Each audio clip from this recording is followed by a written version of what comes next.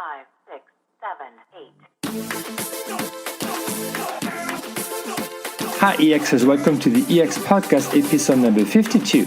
This is your host, Stefan Vincent.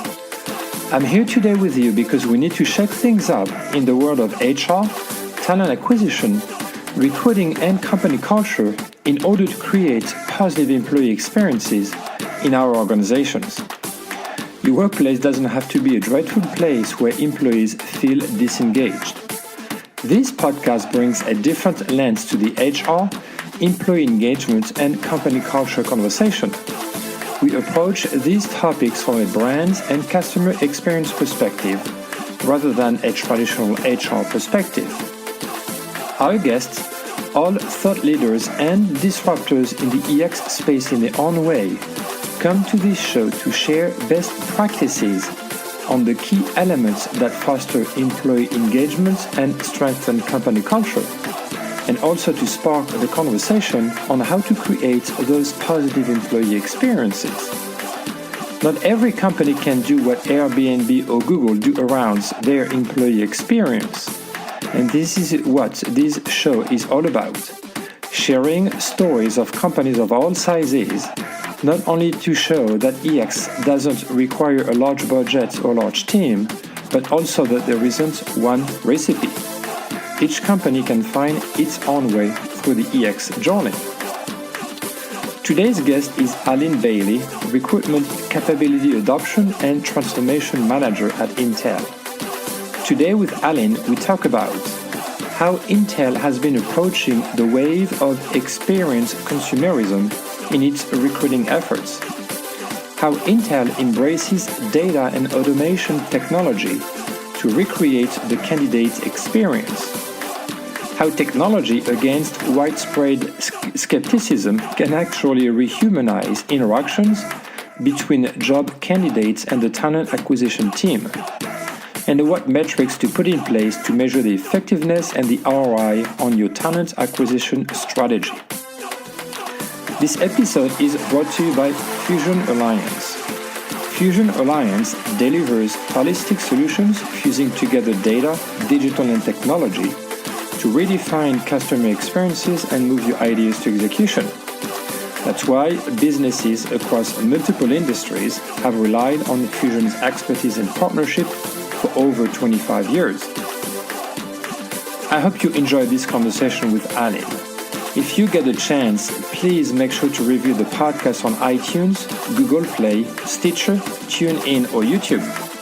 And last thing, if you want to send me feedback, suggestions for future topics or guests, you can reach me at svincent@exsummit.com or on Twitter at EX_summit.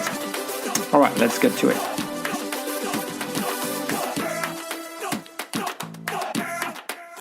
Hello guys, welcome to another episode of the EX Podcast. Today's guest is calling from the beautiful city of Portland, Oregon. It's Allyn Bailey, and she is the Recruitment Capability Adoption and Transformation Manager at Intel Corporation. Allyn, thanks for joining us today. Thank you very much. I'm excited to be here. So, first question is, you've got quite a title. So can you tell us a bit more about what you do exactly at Intel and what is your background? Yeah, absolutely. So in essence, I'm an experience designer. So I started my work at Intel actually as an instructional designer, working with our marketing organization. And this was, 15, 20 some years ago. And in those days, the idea of experience design was just starting to come to the forefront. And what I found was there was a lot of intersections around the design strategies and technologies that we were thinking about from an experience design perspective that we use in the instructional design space. And so I started to veer into that direction, doing some early projects with the Intel Inside program and a few other programs, looking at how we could better meet our customers' needs in terms of marketing solutions and capabilities. So I did that for quite a while and worked in that space, and eventually found that I really had a passion and a love for the idea of experience design and what that all meant. So for the last 9 years or so, I've been working in the HR space within Intel. First, starting off working around employee experience. And again, maybe a little ahead of the curve when employee experience was maybe not the most popular thing to talk about. So it really was involved in doing some initial work and research in that space and trying to understand what made our Intel employees tick and what would that translate to from an experience design perspective. Lasted in that position for a few years, but in the last 5 years, morphed over to a specialty team that was built inside our global talent acquisition organization. That's really a fancy word for saying recruiting organization. And that role was really about how do we better meet our candidates' needs. There was a big push, really started, a lot of conversation was going on in this space in the last, about 5 years ago or so around what was the candidate experience and how did that really impact the ability of an organization to meet top talent. At the same time, Intel was going and starting the process of going through its own transformation as a company, starting to make the move from being just a chip manufacturing company, a silicon chip manufacturing company, to becoming a company that had a lot of different types of capabilities that it was trying to grow. For example, early work in the artificial intelligence space, work in software design, work in automotive intelligence. There's a lot of spaces that Intel was growing and is continuing to grow and evolve into. And from a recruiting organization's perspective, there was a belief that in order for us to get that top talent in those new and diverse spaces, we needed to think differently about developing a candidate experience that would be both compelling and enticing, but that would also allow us to reach people we may not have reached before with our brand messaging. So as part of a special team that came in and started to build the early frameworks for what does it mean to design really great experiences for candidates and what does that look like? And I think what we found out after we started that work was we were really good at figuring out what we needed to do. But there's a process that has to happen between designing an experience and building building a framework for what you want that to look like and actually landing it in an organization, changing a big ship like Intel and an Intel recruiting organization where we look at having, we have 400 some people who work in our recruiting organization, large infrastructure designed around it, right? How do you move that base shift to start thinking differently about its work? Yeah. And so that's really where my new role came in. So when we talk about it being about capability adoption and transformation, what that really is about landing experience design. How do we take those great designs, those great ideas and concepts, and go to the next step of actually landing it into an organization and helping the enterprise adopt it as its new way of doing business. So that's what my team does. So there's no surprise that we are in the era of experience consumerism, and it's affecting how we interact with consumer brands, but also how we interact with employer brands, as you mentioned, and what expectations we set for ourselves, which forces organizations to adapt to those new behaviors. And companies no longer dictate their customers, employees, or candidates what their experience should be. And we as consumers and also employees are more in the driver's seat. So the high level, and you alluded a little bit to it, but at high level, can you give us some examples of things that Intel has been doing to adapt to to those new behaviors? Right. So I think one of the things that has been important for us in choosing actions that we're going to take in this space has been about really strategically evolving our thinking about what experience is and what it's intended to do. And so let me explain what I mean by that. Oftentimes, when we think of customer experience, employee experience, candidate experience, basically any experience, right? It's often related to how do we make people happy, right? Mm-hmm. How do you make people like the service you just provided? How do you make them feel good about you, et cetera? actually, what we started to believe is that that's actually maybe a more basic model for experience design. That in that model, it's all about how you can service your audience, and it's maybe a little bit more superficial, right? And it has a minimal level of focus on how you engage. It's really a one-way engagement, right? Like we give to you as a customer. And I think as we started to evolve our thinking, we started to realize that experience is really a driver that creates emotions, right? I have experiences. Experience create emotions. Emotions are hugely impactful because emotions at the end of the day, psychologically, are the things that drive our actions or behaviors, even if we don't realize that's what's happening, right? I like something, so I take an action. It makes me feel uncomfortable, so I shift my action in some way. Thinking about experience design from that lens makes us think differently about what it is we have to do, right? Now it's about how do we understand what makes our candidates tick when we're thinking about it from the candidate experience lens. What holistically drives certain emotions in them, and how can we leverage that to help us move them towards taking specific actions or do specific things in their behaviors that will help advance both what we need from them and what they need from us. So it's this much more dynamic two-way interaction that starts to get created. And it also puts a much bigger emphasis for us on how much insight we need to collect about how our audiences engage, a much better focus on analyzing that information to be able to determine how did that relate back to specific actions, and then why did they take those actions, and then drive our behaviors from there. So that's really meant a much higher focus on data, analyzing data, and also thinking strategically about not just what do we want people to feel, right? So I want you to feel good about me, happy about the experience I had. I want to feel like, wow, wasn't that wonderful that this happened today? But what do we want them to do with that? How do you translate that to getting them to take a specific action, to tell others that it's great to work for Intel, or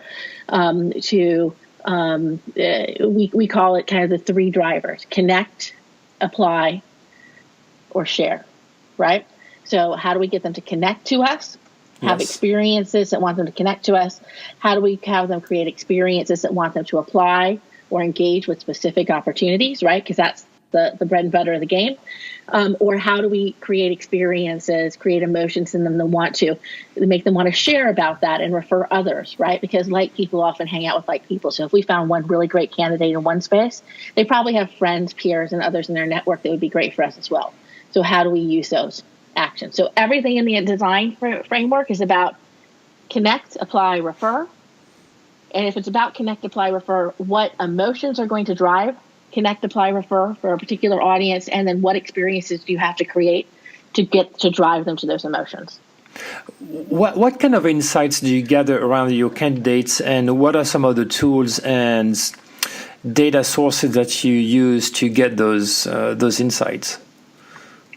So, when we started this process, we started at the real basics, right? We looked at this from two levels. One, we wanted to look at data which started to tell us things like, can we start to see behavior trends in terms of how long somebody sits on an application between when they are hired, and does that translate to how frequently they refer others?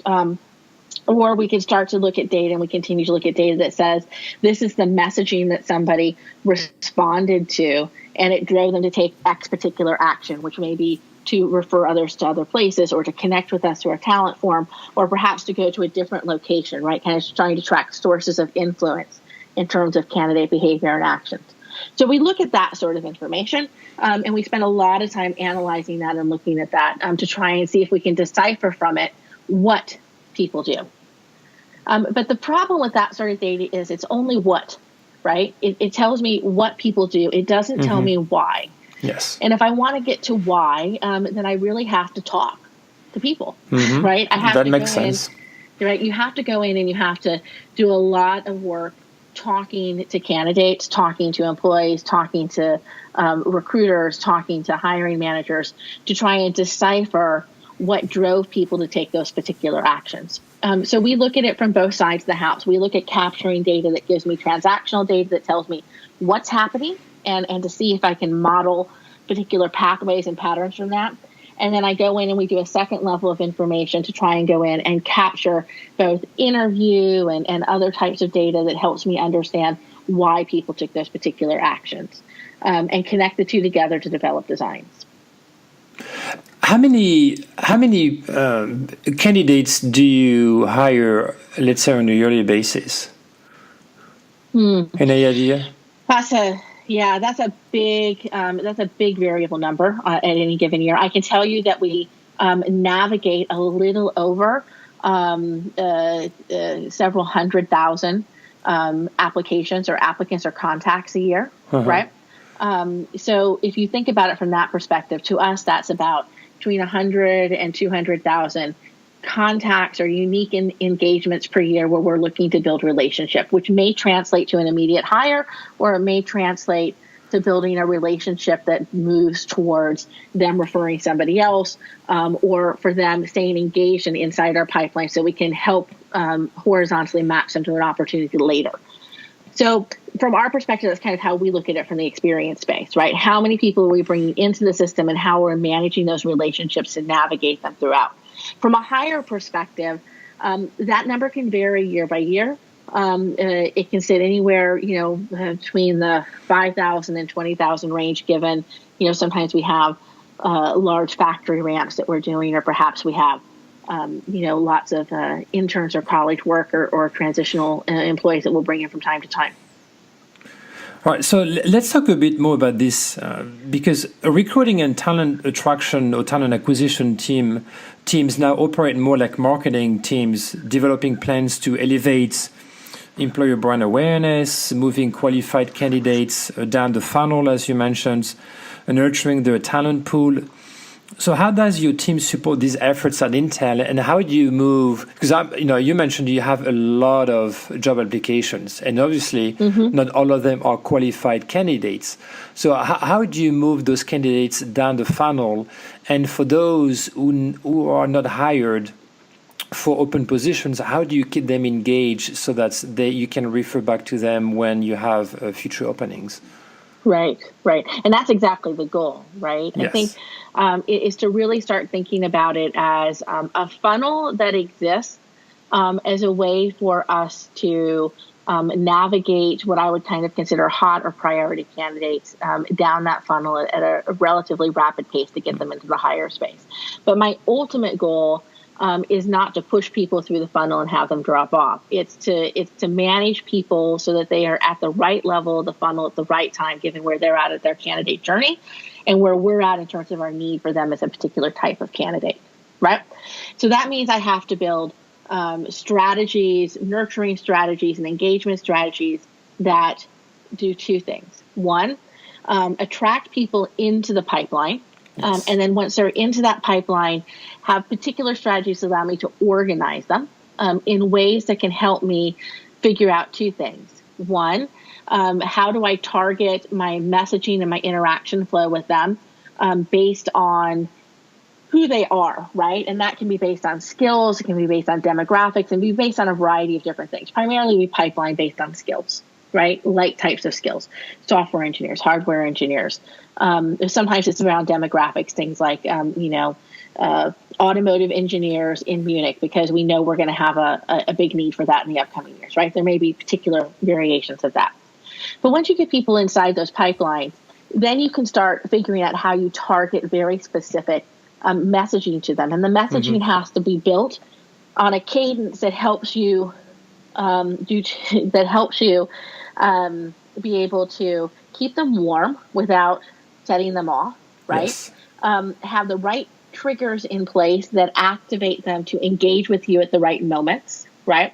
And then be able to track their behavior and engagement so that it can trigger for me on the back end when I'm seeing an increase in their behavior, right? An increase in their triggers, so that I can move them to a secondary workflow, a more prioritized one that's about pushing them through the funnel, because they've shown me that their readiness is higher, right? So let me give you an example. Joe comes into the pipeline He's a software engineer. And basically he comes into the pipeline because he saw an article on some cool work we're doing in the software engineering space on LinkedIn and thought that's really cool. I didn't realize Intel did that sort of work. I'm interested in this space. I'd like to follow their work, right? Because I just have a general interest in it. Mm-hmm. And when he clicks to go and to enter into it, we have capture mechanisms where we ask him to join our talent network, right? It's a very kind of basic format, right? Yes. Come join our talent network, give us some basic information. And they come into my talent network, and as they come into my talent network, I'm going to see a couple of things right off the bat. If he chose to give me a resume, that triggers for me some understanding, right? Oh, he's willing to give me a resume, so he obviously is willing to be considered for opportunities at this point. He's ready to. He's more active or more ready than others. Or maybe he doesn't give me a resume. Instead, he just gives me his name and email and says, "Yeah, keep in touch with me." Right? That gives me a different set of insight about him. That tells me, you know what, he's interested, at least in something, and I need to know more about him to know what I do with him, but at least I've got him, right? Mm-hmm. Based on those two behaviors, it's going to send him down two different types of tracks for how I'm going to manage him from an experience perspective. If he gave me his resume, then he's going to go through our process, and on the back end, we're going to be looking at that resume, we're going to be vetting it, we're going to be seeing, is there opportunities and matches? Is he a hot candidate, meaning, boy, we stumbled on Joe here. Joe's not only a software engineer, but Joe is also in a location where we're getting ready to hire. He has a particular skill that's identified on his resume that gets triggered out and says he's a hot prospect, right? I'm going to engage with him differently and now start moving him through the hiring funnel at a deeper engagement level. I'm probably going to have somebody pick up the phone and call him, right? I'm going to do something more deep there. Or maybe I just find out he's a really cool software engineer and I'm interested in that, and I'm going to start a nurturing campaign. We call it a baseline nurturing campaign that starts to give him a cadence of information that we designed based on what we understand about the candidate journey, to give him different levels of information about what it's like to be at Intel. Maybe it's information about the types of things that he saw on LinkedIn that he's intrigued by. And he's going to take different actions on that. Sometimes he's going to open it. Sometimes he's going to click on a link. Sometimes he's going to respond to a poll that we put in the survey or into the communication. And when he interacts with it, that gives me information. And I start to understand, based on the amount of information he's giving me and when and how he's interacting, when he's becoming more and more ready. And at some point, he may be triggered as somebody that says, ooh, he's not only a hot prospect, but he's ready to go, right? That trigger comes up into my system and now pushes a next level of engagement.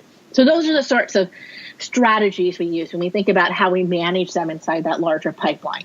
It's about organizing them, prioritizing them, and then very carefully building out experiences for these different segments that trigger specific actions on their part and then trigger like actions on our part. Yes, and it's very similar to what marketing does on the automation side as well. Exactly. Technology, as you mentioned, technology plays a big role now in recruiting, from inbound to outbound recruiting, automation, customization, and delivery of targeted content, as we just discussed. And the level of maturity around recruiting and technology varies from one company to another. And you mentioned that obviously Intel has moved from just a computer chip builder to AI and software. And Intel, being an innovative company, what are some of the newest technologies that the companies applying to the talent acquisition space? So I think it's interesting. I think you're right. Intel, as a company itself, is deep in the artificial intelligence space, is really a leader in that artificial intelligence movement. And we have some of the biggest, brightest minds around artificial intelligence operating inside the larger kind of enterprise of Intel. And I think that has spawned in us, from a recruiting perspective, over the last, definitely last year, if not the last few years, conversations we've been having and work we've been doing to say, how do we leverage that understanding of what artificial intelligence can do, to be a technology differentiator for us as an organization. I know a lot of TA or talent acquisition spaces are talking about leveraging AI and doing some work in that space. We're along in that bandwagon as well, and I think it's probably our new frontier, the place where we think we're going to get some of the biggest bang for our buck. But I also think for us, one of the big focus areas is how do we think about the right usage models for artificial intelligence, and also how do we ensure that the quality of the artificial intelligence is really a differentiator for us. So let me give you an example. A lot of artificial intelligence or things that are being touted out there in the TA space today around artificial intelligence are really maybe more machine learning activations, which is fine. But you'll get a few of them that'll talk about kind of providing you things like relevancy scores on matches, right? So you go and put a group of people into the algorithm and you say, I want to find out which ones are the most relevant for a particular opportunity that I have available, or a particular job I have available. So it's not only going to give me a list of people that are sourced for a job, but it's going to tell me which ones are the most relevant. Mm-hmm. So that's really great stuff, but it's only as good as the quality of the algorithm that helped determine that relevancy, right? So it only becomes better than the human engagement when it does two things. One, it does it faster and more efficiently, but also two, when it does it at a higher level of quality than we're able to do by human sourcers and human eyes doing that piece of the work. So for us, there's a lot of work going on right now to be able to understand how do we ensure the validity and quality of that sort of matching capability and other capabilities around AI in our talent acquisition space. And what's fascinating to me about technology is you have skeptics that say, technology just eliminates the human connection, the human interaction between individuals, and everything is automated. We lose that human touch with people. But in companies like Intel that have hundreds of thousands of applicants, there was never a human touch with every single individual anyways, right? So the technology allows more of a customized, even automated, but more of a personalized communication across the entire candidate journey, right? And then it absolutely does. Mm-hmm. At certain points in the journey, they still are some human connections along the way, whether you're going to talk to a recruiter who's going to do your first screening, and then you're going to talk to maybe someone else down the recruiting team as well. Eventually, if you move along, you're going to talk to their hiring manager and maybe a couple of people on the team. So all those human connections still happen. It's just that technology allows more of personalized, even though automated content along the way. So instead of not hearing anything for the company for like 2 weeks or even months and months, you still get those connections, relevant articles about what's going on cool at Intel or, what's coming up next. So for me, technology actually redefines the way we interact between a company and candidates, but it doesn't eliminate the human interaction.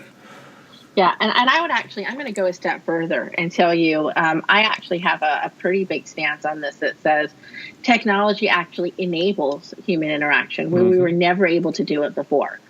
And part of it's interesting because as I look at my role as a transformation leader in the organization, when I say this is about landing new ways to think about experience, prior to some of these new technological advances and new technological tools in the recruiting space, for a corporate enterprise-wide recruiter, the work was not about engaging with people, right? It was about managing transactions and processes because there was so much that had to be done in that space.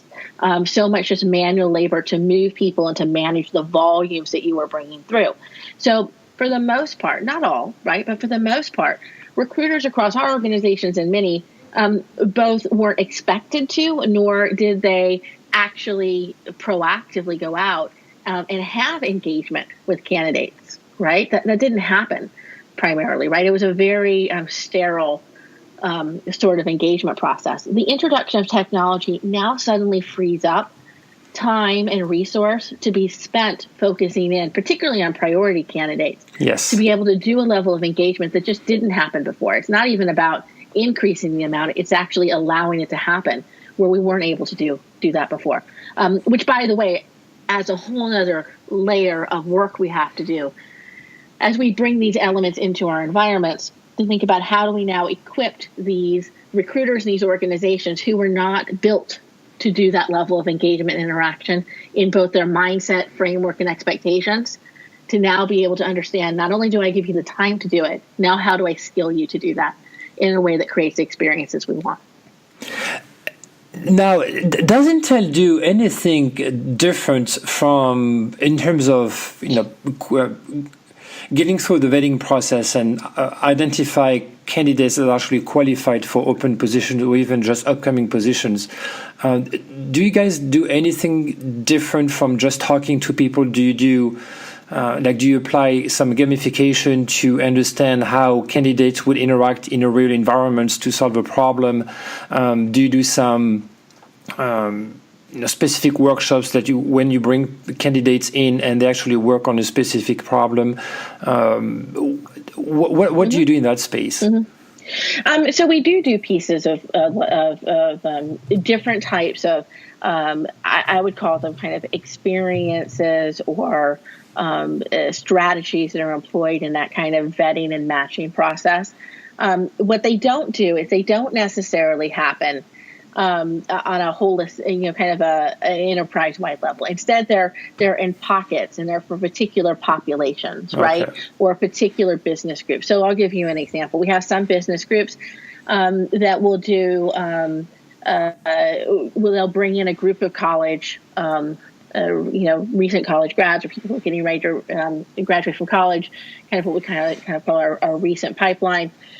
Bring them in and do kind of group settings. Well, they'll bring them in, have them see what it's like to work in that particular environment. They'll do some group use cases and work studies on that piece. They'll manage and look at that, and they'll use that as part of their vetting process. We also have used, particularly in our diversity work, a lot of high touch and different sorts of engagement strategies for bringing diverse candidates together, providing them a different view of what it's like to work in our environments, and then create different opportunities for them to do things like on-the-spot interviewing in different settings. So we do work like that quite a bit.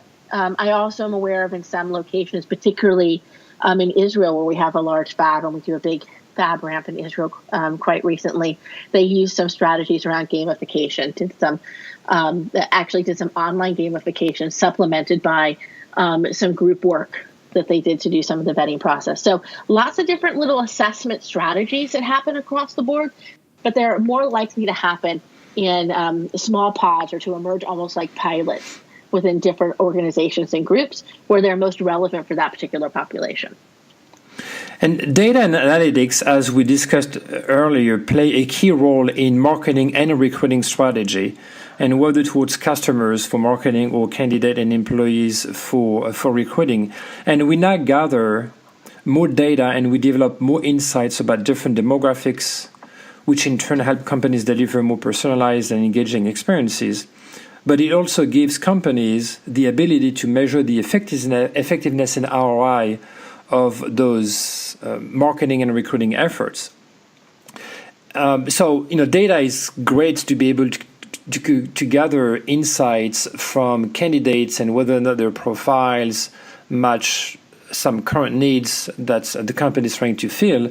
But also more and more leaders or executives ask their teams, what's going to be the ROI on all the money that we spend on acquiring new software, developing new technologies, on our recruiting efforts in general. So how does Intel manage this, and what kind of metrics do you have in place to not only improve the recruiting process, but also to be able to showcase what's the return on investment?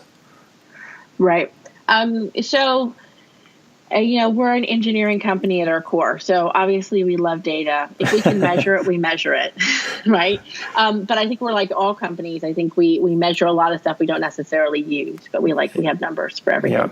Yeah. I think for us, and this has actually been a big effort for my team as we've been thinking about how we move through this transformation as an organization and part of that is bringing in expectations for new processes, designing even new roles and expectations for the roles people across the recruiting organization play, and then bringing in new technologies. All these things cost money and have kind of a huge upfront investment associated with it. So we obviously measure a lot of the basics, right? Like, the transactional measurements, things like how fast are we able to find people, connect people to opportunities, how fast are we able to fill appropriate jobs and pipelines. So we continue to measure those components. But I think to measure real ROI around experience design, we have to go in and ensure that we're demonstrating across all these new things that we bring into the market or into our environment. How are we moving the dial in three big audiences: the candidate experience, the recruiter, or basically the TA employee experience, right? And the hiring manager experience. And each of them has a different trigger that's associated with it, right?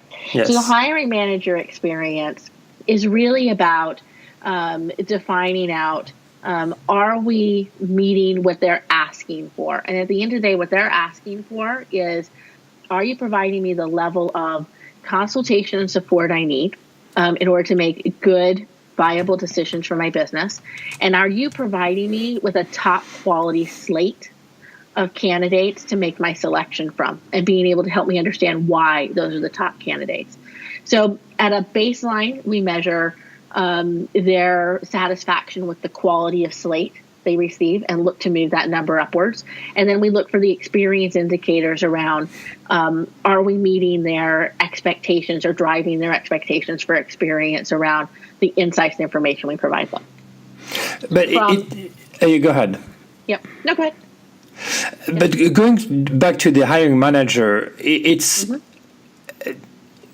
so the recruiting team provides hopefully qualified candidates to those hiring managers so that they can make the selection themselves. But as a critical factor to be able to actually drive qualified candidates is a very clear definition of not just the role, but what the expectations are for this specific role as well. Right. And I heard a few weeks ago that I can't remember the name of the company, that they're applying machine learning even to be able to articulate and define what specific roles would be. Yes. So do you apply any of this at Intel, and who define what the roles and responsibilities and specific skills are needed for a role? Is it the hiring manager? Is it HR? Yeah, so the hiring manager does today. I think the technologies that you're talking about are really on the forefront and the frontier. I don't think we're there yet, but we're having a lot of conversations to figure out where we get there, because I think there's a lot to be said, right, for the ability to help hiring managers get out of the rut that is common, right, which is, I had a person that looked like this, meaning they had these skills and capabilities. I lost that person, so now I need them again. Just put them in a different body and give me them. And think about this as a company who is transitioning what it does, right? That's not actually what we want to do, right? We want to be looking for the next type of skill set, not necessarily replace the one we had. And that's a difficult place for hiring managers.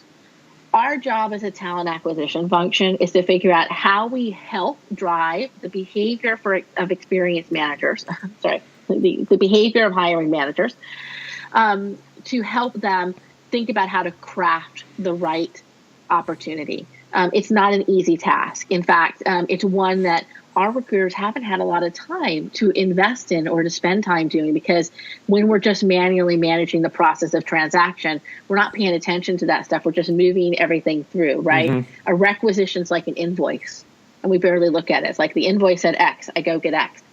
Now that we're opening up the space for recruiters to have more time and energy, because we're building processes and setting up systems and putting technologies in place that are taking some of that transactional work off their plate, it's forcing us to have to go in and build new engagement strategies and new engagement expectations for that recruiter to be working with that hiring manager at a different level to help understand what the real need is. It's a different dialogue and conversation than they've had to have before. Now, hopefully, I think you're right. In the future, we get to a place where even technology, even in this space, helps us start to have a better conversation, provide us more data, give us more information to walk into that dialogue with.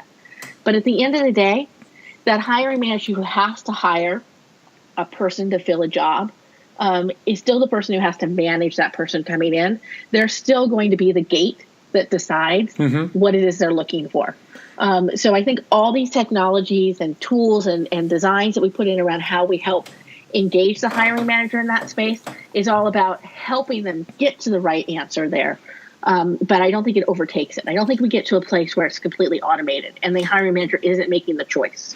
No, because I don't think that computers and algorithms can really feel what the human interaction is going to be from the candidate with the team that person will be working on. Yeah, exactly.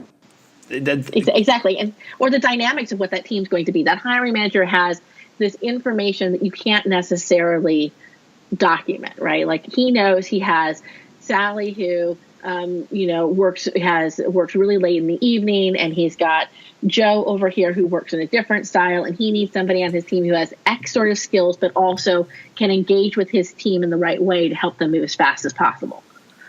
That's hard. You can't, an algorithm's not going to deduce that. Right.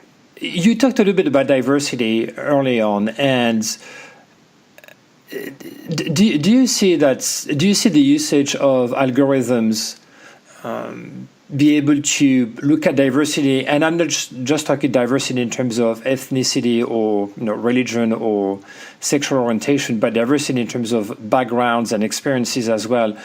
Do you see that in the future we'll be able to use appropriately algorithms to identify which candidates we would need to hire to really have a good balance on the team between different types of personalities and experiences and backgrounds? Or would it still be purely a manual process and a human process? I think that's actually a very tough question. And here's why. I think if you talk to data geeks who are deep into thinking about AI and how these algorithms operate, and et cetera, they'll tell you absolutely we can do that. And I think they probably can, theoretically. I think the challenge is that the data you get out is only as good as the data you put in. That's a very good point. And it's really challenging to get to a space where your inherent biases aren't programmed inadvertently into your algorithms. I'm not so sure yet we've come to a place where we understand how to manage that. I think a lot of people are talking about it. I don't know if we're there yet or if we're in the near future in that space, but I'm always surprised. So I'm open to it. I think there's options. There is light on the horizon that could be something that helps, right? I think we're more likely to see the advent of these sorts of technologies allowing us to have a better picture of the variety of different types of people who are available for opportunities that we may not have been able to see before. So, for example, in many organizations, and ours as well, you have external candidates, and then you have your internal population, and then even you have other subsets of populations like temporary or contract populations, all that are right now operating in very separate databases, right? And very separate processes for how we manage them. As algorithms, data, AI, all this stuff becomes more commonplace in the environment, these databases start to merge. We start to see them as a bigger population. They start to become one pool instead of 3 or 4. When I start to do that, I now start to have a wider breadth of variables and different types of people and experiences that I can pull from to populate the opportunities that exist. It also allows me to think differently about things like career mobility, training and development, how all those pieces connect. Those are the places where I think, when put in the right mix, are going to advance our ability to create more diverse workforces and also to increase inclusion in those workforces, because we'll start to be able to take that data you're talking about, like how people are interacting and how those behaviors, those transactions that you're seeing happening connect to the why people are doing things and how you can connect it to people in a different way. I think that's viable, and we'll start to see that starting to happen. But I think it'll be more organic. I don't think we'll notice it right away. So, without giving any secrets away, obviously, how do you see Intel's take on the candidate and the employee experience in maybe 5 or 10 years from now? Yeah, I can tell you, I think that we are moving in a direction that starts to understand that employees and candidates are really the same thing. That at the end of the day, if I think about it as two major things that I am managing as I'm trying to connect people to opportunities, it is people and it is opportunities. And the people, right, who need to engage in those opportunities are both already in my house, they're employees, and they're outside my house, they're candidates or prospects or potentials. And I think right now, those are two separate worlds, right? As they start to merge together, I think we start to treat and manage with the same sorts of strategies and think of them as more interrelated, that whole idea of candidate and employee.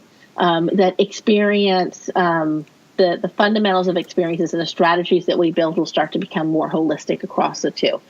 And it won't become this idea that I drove people through the candidate, they got hired, now they're suddenly an employee and a different team manages them and a different experience happens over here. But it's a more seamless experience across the board. So that's where I see things going. Good. Before we wrap up for today, let me ask you some fun questions, and then I'll get a last word of advice or wisdom from you before we end our conversation today. But living in Portland, you are right in between the mountains and the ocean. Are you more ocean or a mountain person? I am a more ocean person. My husband's a more mountain person, so that works out well for us. We're in between. You're right in between, yeah. What do you like to do on the ocean? You know what? I am. I love to just watch the waves. I like to be out near the ocean. I have to tell you, I'm much more of a tropical ocean person than a Pacific Northwest ocean person, but I'll deal with it because it's here. I like to have a cocktail by the ocean. I'm like all those things related to sitting, relaxing, and seeing it while enjoying an adult beverage. That's my favorite occupation with the ocean. Well, speaking of beverages, for those who are not very familiar with Oregon has some pretty amazing wine. And being French myself, and I lived, for those actually who listen to us, I lived for 2 years in Portland several years ago, and I really loved Oregon. So are you more of a red or white wine person? I am a red person all the way. A Pinot Noir? Yeah, Pinot, exactly. It must be a good Pinot Noir. Absolutely. Do you have any favorites winery in Oregon? We have so many really good ones. We really do.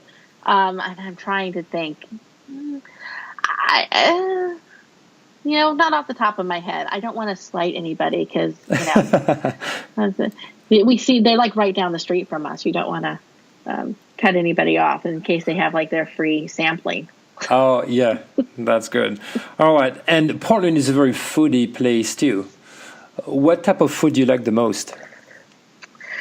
So my favorite food in the whole world is ice cream because, well, it's just ice cream, but that's not really a good foodie food. I think I love seafood. Particularly scallops, anything like a good risotto with scallops, something on those lines makes me extremely happy. So, and we get a lot of really good seafood here.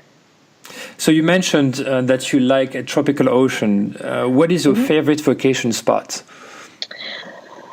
So if I'm going to be, correct and say what I'm supposed to say, I'll say anywhere my family is. That sounds fabulous. But the truth is, my absolute favorite vacation spot is Disney World. And I have a particular place I like to be and a particular view I want. So. Oh, okay. Interesting. Disney World. I know, right? You wouldn't have thought it. But yes, I am a complete Disney file.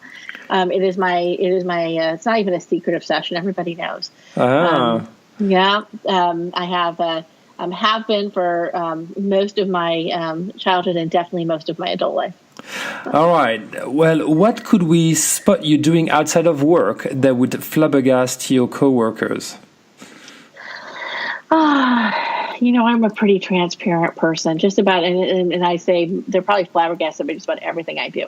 But I would say I don't think most people know that I like to bowl. I'm a big bowler. I'm not any good, but I enjoy bowling. It's one of the few sports that you can do where you can drink while doing it. Oh, that's pretty fun too. What's your average score at bowling? Oh, if I'm on a good day, I'm like in the low 200s. Oh, that's pretty good. I would say. Some days. It depends on how many of those beverages I had before I started. All right. What is the way for listeners to follow you and Intel on social media?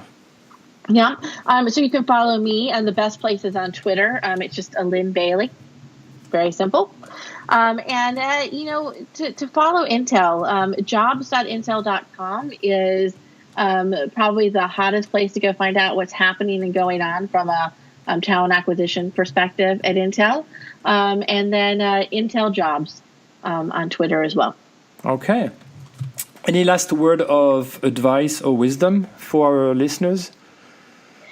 I think I would tell people to, as you're thinking about moving down the process of driving experience design across your organization, know that no matter how you approach it, at the end of the day, it really requires radical transparency for yourself and for those that you're kind of bringing along the journey with you. It's probably the biggest lesson I've learned over the course of the last few years, that being as honest and open and clear about what you're trying to do and how you're trying to do it, and being as transparent as possible about why you're making the choices and decisions you are, it will move you a lot further than trying to massage the message. It's a very good advice. Well, thank you so much, Allyn, for speaking with us today. Thank you. This was a lot of fun. I appreciate it. Thanks for tuning in to the EX Podcast. If you want to learn more, visit our website at expodcast.com. If you want to find out more about our next conferences, go to exsummit.com. Finally, you can also find my manifesto on business to employee or B2E branding at b2ebranding.co. See you next week.